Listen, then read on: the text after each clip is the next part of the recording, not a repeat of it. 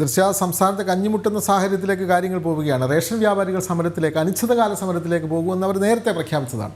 അപ്പോൾ അവരുമായി ചർച്ചയ്ക്ക് സർക്കാർ ശ്രമം നടത്തുന്നുണ്ട്. പക്ഷേ അതൊന്നും ഇപ്പോൾ വിജയിച്ചിട്ടില്ല. കഴിഞ്ഞ ദിവസം മന്ത്രി തന്നെ പറഞ്ഞിരുന്നു, ഈ വിതരണക്കാർക്ക് ആവശ്യത്തിലധികം കൃത്യമായ വേതനം കിട്ടുന്നുണ്ടെന്ന് തന്നെയാണ് കഴിഞ്ഞ ദിവസം മന്ത്രി കൂടെ പറഞ്ഞത്. അതൊക്കെ കൂടിയാണ് ഇന്ന് ചർച്ചയിൽ അതൊക്കെ വരുന്നുണ്ട്. റേഷൻ വ്യാപാരികൾക്ക് ഇന്ന് നഷ്ടത്തിൻ്റെ കണക്കുകൾ മാത്രമേ പറയാനുള്ളൂ. സമരപ്രഖ്യാപനത്തിന് പിന്നാലെ റേഷൻ വ്യാപാരികളെ വീണ്ടും ചർച്ചയ്ക്ക് വിളിച്ചിരിക്കുകയാണ് സർക്കാർ. ഇന്ന് ധനകാര്യമന്ത്രിയുടെയും ഭക്ഷ്യമന്ത്രിയുടെയും നേതൃത്വത്തിൽ വ്യാപാരി സംഘടനകളുമായി ചർച്ച നടക്കും. 2 മണിയോടെ ഓൺലൈനായിട്ടാണ് യോഗം. വേതന വർധനവ് അടക്കമുള്ള ആവശ്യങ്ങൾ പ്രധാന വിഷയമാണ്. വിവരങ്ങളുമായി പ്രജിത് മോഹൻ ചേരുന്നു. പ്രജിത്ത്, റേഷൻ വ്യാപാരികൾ, റേഷൻ കട ഉടമകൾ അനിശ്ചിതകാല സമരം നടത്തുമെന്ന് നേരത്തെ തന്നെ പ്രഖ്യാപിച്ചതാണ്. അപ്പോൾ അവരുമായി ചർച്ച 1-2 വട്ടമൊക്കെ നടന്നു, പക്ഷേ അത് വിജയിച്ചില്ല. ഇന്ന് ഓൺലൈനായിട്ട് ഉച്ചയ്ക്ക് 2 മണിക്ക് ചർച്ച നടക്കുന്നു. ഇക്കാര്യത്തിൽ ധനകാര്യമന്ത്രിയും ഭക്ഷ്യമന്ത്രിയും അവരുമായി സംസാരിക്കുന്നുണ്ട്. അവർക്ക് കൃത്യമായി വേതനം ലഭിക്കുന്നില്ല. വിതരണം ചെയ്യുന്ന ഭക്ഷ്യവസ്തുക്കളുടെ കമ്മീഷൻ ഒന്നും കൃത്യമായി ലഭിക്കുന്നില്ല. നഷ്ടങ്ങളുടെ കണക്ക് മാത്രമാണ് റേഷൻ വ്യാപാരികൾക്കുള്ളത്. എന്നാൽ പിന്നെ ഈ കടയൊക്കെ പൂട്ടി, കടയൊക്കെ അടച്ചേക്കാമെന്നുള്ള ധാരണയിലേക്ക് അവർ എത്തുന്നു. ചർച്ചയുടെ ഒരു വിശദാംശങ്ങൾ എന്തെല്ലാമാണ്? എന്തെങ്കിലും പ്രതീക്ഷ റേഷൻ വ്യാപാരികൾക്ക് ഈ ചർച്ച മൂലം അവർ പ്രതീക്ഷ പുലർത്തുന്നുണ്ടോ? പ്രജിത് മോഹനൻ.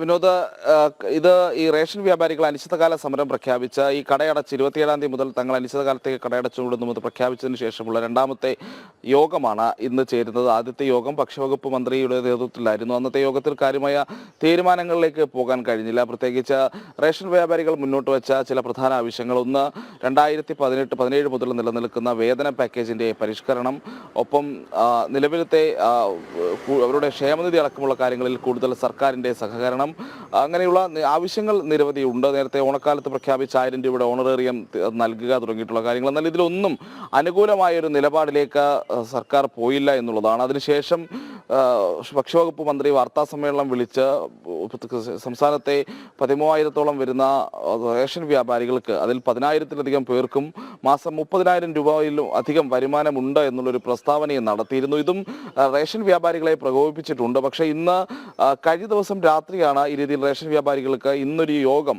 അതും ഓൺലൈനായി ഒരു യോഗം ചേരാം എന്നുള്ളൊരു അറിയിപ്പ് ലഭിച്ചിരിക്കുന്നത്. അതിൽ ധനമന്ത്രിയും ഭക്ഷ്യവകുപ്പ് മന്ത്രി GR ധനമന്ത്രി KN ബാലഗോപാലും ആ യോഗത്തിൽ പങ്കെടുക്കും എന്നുള്ളതും ഒരു അറിയിപ്പ് ലഭിച്ചിട്ടുണ്ട്. എന്തായാലും ഇന്നത്തെ യോഗത്തിലെ തീരുമാനങ്ങൾ പോലെ ഇരിക്കും ഈ സമരത്തിലെ തുടർ നീക്കങ്ങൾ എന്നുള്ളതാണ്.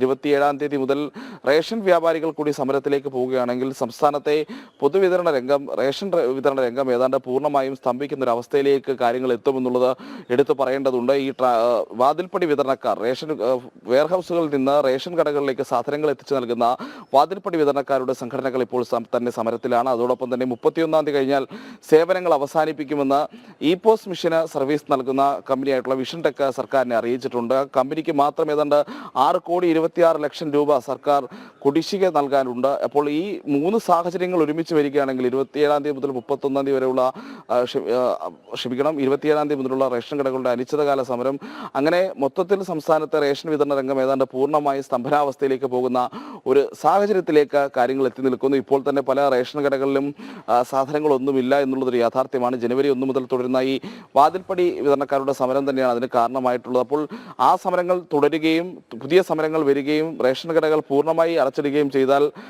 റേഷൻ വിതരണ സംവിധാനം തന്നെ പൂർണ്ണമായും നിലയ്ക്കുന്ന ഒരു രീതിയിലേക്ക് കാര്യങ്ങൾ പോകുമെന്നുള്ളതാണ്. എന്തായാലും മന്ത്രിയുടെ കഴിഞ്ഞ ദിവസത്തെ പ്രസ്താവനയിലും വലിയ പ്രതിഷേധം ഉയരുന്നുണ്ട്. പ്രത്യേകിച്ച് ഈ സംസ്ഥാനത്തെ 10,000-ലധികം റേഷൻ വ്യാപാരികളും 30,000 രൂപയിൽ കൂടുതൽ മാസവരുമാനമുള്ളവരാണെന്നുള്ള മന്ത്രിയുടെ പ്രസ്താവനയാണ് റേഷൻ വ്യാപാരികളെ ചൊടിപ്പിച്ചിരിക്കുന്നത്. അതിനൊരു കണക്ക് പുറത്തുവിട്ടാണ് റേഷൻ വ്യാപാരികൾ അതിനെ പ്രതിരോധിക്കുന്നത് എന്നുള്ളതാണ് നമ്മൾ മനസ്സിലാക്കേണ്ടത്. അതിൽ അവർ പറയുന്നത് ഏതാണ്ട് സംസ്ഥാനത്തെ 8,000-ഓളം വരുന്ന വ്യാപാരികൾക്ക് കിട്ടുന്ന മാസവരുമാനത്തെ പറ്റിയുള്ളൊരു നിലപാട് അവർ കൃത്യമായി പറയുന്നുണ്ട്. അവർ പറയുന്നത് സംസ്ഥാനത്താകെയുള്ള 13,607 റേഷൻ ലൈസൻസുകളിൽ 8,655 പേർക്കും 25,000 രൂപയിൽ താഴെ മാത്രമാണ് വരുമാനമുള്ളത്. 25,000-നും 30,000-നും വിഭാഗത്തിൽ 1,600 ലൈസൻസുകളുടെ മാസ വരുമാനം 28,000 രൂപയിൽ താഴെ മാത്രമാണെന്നും ഇവർ പറയുന്നുണ്ട്. അതാണ്ട് 10,000-ഓളം വരുന്ന മന്ത്രിയുടെ കണക്ക് പ്രകാരമാണെങ്കിൽ 10,000-ഓളം വ്യാപാരികൾക്കും ലൈസൻസുകൾക്കും 30,000 രൂപയിൽ കൂടുതൽ വരുമാനം ഉണ്ടാകുന്നു. പക്ഷേ റേഷൻ വ്യാപാരികളുടെ കണക്ക്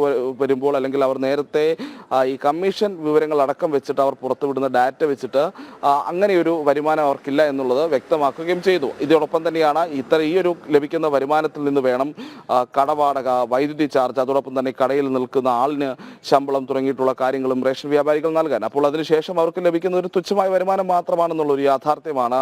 റേഷൻ വ്യാപാരികളുടെ വരുമാന വർധനവിനുള്ള നടപടികൾ സർക്കാർ ഉണ്ടായില്ലെങ്കിൽ ഈ രംഗം ഉപേക്ഷിക്കേണ്ട ഒരു അവസ്ഥയിലേക്കൊക്കെയാണ് റേഷൻ വ്യാപാരികൾ പലരും പോകുന്നത് എന്നുള്ളത്.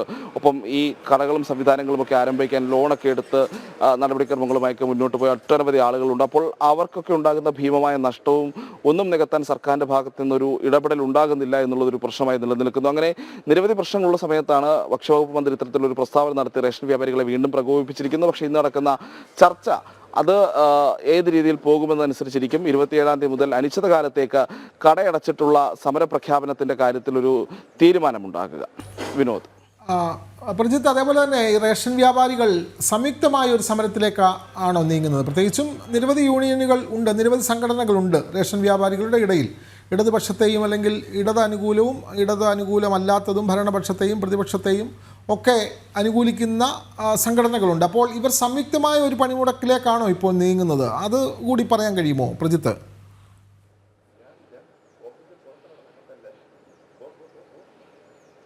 വിനോദ, സംസ്ഥാനത്തെ 4ഓളം റേഷൻ വ്യാപാരി സംഘടനകളുടെ കോർഡിനേഷൻ കമ്മിറ്റിയായിട്ടുള്ള റേഷൻ ഡീലേഴ്സ് കോഓർഡിനേഷൻ കമ്മിറ്റിയുടെ നേതൃത്വത്തിലാണ് ഈ സമരം 27-ാം തീയതി മുതൽ അനിശ്ചിതകാല സമരം പ്രഖ്യാപിച്ചിരിക്കുന്നത്. അതിൽ G Stephen MLA, ex-MLA Johny Nellore തുടങ്ങിയിട്ടുള്ള ആളുകൾ, എല്ലാ രാഷ്ട്രീയ സംവിധാനങ്ങളിൽ നിന്നുള്ള ആളുകളും ഈ സംഘടനയുടെ ചുമതലകളിലുണ്ട് എന്നുള്ളതാണ് ഞാൻ വ്യക്തമാക്കുന്നത്. അങ്ങനെ പ്രധാനപ്പെട്ട എല്ലാ രാഷ്ട്രീയ പാർട്ടികളോടും ചായവുള്ള സംഘടനകളും ഒരുമിച്ച് തന്നെയാണ് ഈ രീതിയിൽ സമരവുമായി മുന്നോട്ട് പോകുന്നത്. പലപ്പോഴായി സമരങ്ങൾക്ക് നോട്ടീസ് നൽകുകയും സർക്കാരിൻ്റെ വാഗ്ദാനങ്ങൾ വിശ്വസിച്ച് അവർ പുറത്ത് മാറുകയും ചെയ്യുന്ന സാഹചര്യമുണ്ട്. കാരണം 7 വർഷത്തെ ഒരു പഴക്കമുണ്ട്. മുഖ്യമന്ത്രി ഇവർക്കൊരു വേതന പാക്കേജ് പരിഷ്കരണം ഉറപ്പ് നൽകിയിട്ട് എന്നുള്ളതാണ്. മുഖ്യമന്ത്രി ഉറപ്പ് നൽകിയിരുന്നു, പിന്നീട് അവർ സമരങ്ങളിൽ നിന്ന് പിന്മാറുന്നു, വീണ്ടും കുറേ കാലം അവർ ഈ രീതിയിൽ തന്നെ മുന്നോട്ട് പോകുന്നു.